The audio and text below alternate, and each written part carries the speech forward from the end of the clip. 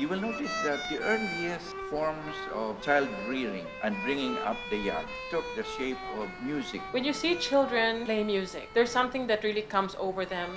It gives them opportunity to express themselves. The development of character and of values. And I think they transcend whatever state that they're in. Once a poor child is trained in music, he's no longer poor. He is now a work in progress. In the beginning, many of our kids, they won't even play together. They won't relate to each other because there are different kinds of levels of poverty. I was just tasked by Lian to look for a foster family for Angelica, but I am having a hard time how to look for a foster parent because they thought that it was still a baby. I told them she's already 15 years old. Oh, it's very hard to tame that one. Some are really, really poor. She's coming from an orphanage. The others are a little bit well off. She's coming from a different family. It's very difficult to bridge, to destroy that walls between them. What I did to Lian, oh Lian, let me be the foster family. But playing together, playing in an orchestra or singing together, slowly changed that. And it has transformed them into a community. So we're being funded by a well-established foundation. Dolores Aboitiz Children's Fund, it's a unit of Ramon Aboitiz Foundation Incorporated that caters to children. And we're bringing these to communities that really have much structure for community development. The Salud Borromeo Foundation. We are a foundation for humanitarian purposes. That's already one bridge we're creating between a well-established NGO and a community that doesn't really have a program. And this is the wish of our founder to use her estate for philanthropic purposes. And we do this for education and for health. We also support other organizations that have the same thrusts or those organizations that have programs and services for children's welfare and development. Let's look at Barangay Santa Ana, where you guys were last Sunday. So they heard about us on the radio. Wherein my husband was able to listen Lian Sala. They heard me being interviewed and they heard the word choir, cling. I was sleeping during that around 6 o'clock and then my husband woke me up. Maris, you have to speak with Lian because they are giving free music, education to children. We have a new chapel. We've been meaning to have a choir in our city so that we could brought up kids. If we could change the older ones so we could change the younger ones to put up some leadership in them. Let's do this. So this husband and wife decided to round up the 30 children, or at least 20 families. And these people of their own initiative, without funding from us, really did the community organization work. The one who sponsored for the payment of the trainer was a brother from one of the communities here in Banawa. They gathered the families, talked to them about what would be entailed, the strict attendance at our summer program in 2014, I think it was, yeah. So these people organized the bus, the children, the snacks, and that's something we couldn't have overseen on our own. So that's already a community right there initiating its own community development. And it's all started that way. And the children had auditions. And after the auditions, they have Sunday practices, 2-hour practices every Sunday. And it all started that way. You cannot separate music, I think even the most primitive of cultures. As a matter of fact, even before I think they learned how to write prose, they sang. And you can see that classical music brings them some sort of a discipline. Discipline in the right place.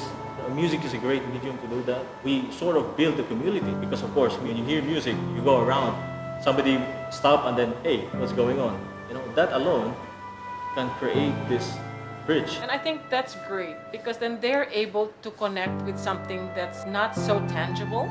And because of that, they're able to appreciate something beyond themselves. Music really changed my life when Lian asked me if I could help her with this program of using music to transform lives. It's a non-profit organization that provides children from underserved communities the opportunity to be trained to sing in a choir or to play an instrument within an orchestra. When I heard about El Sistema and what it has done, I was amazed on how much music can really transform a child. They are also taught that they can do something. From somebody who has no hopes, They have a self-appreciation because from being told possibly that you're not going to amount to anything because we don't have any money to send you to school, to someone who has the whole world in front of her, the widest horizon, and you're able to compose or create.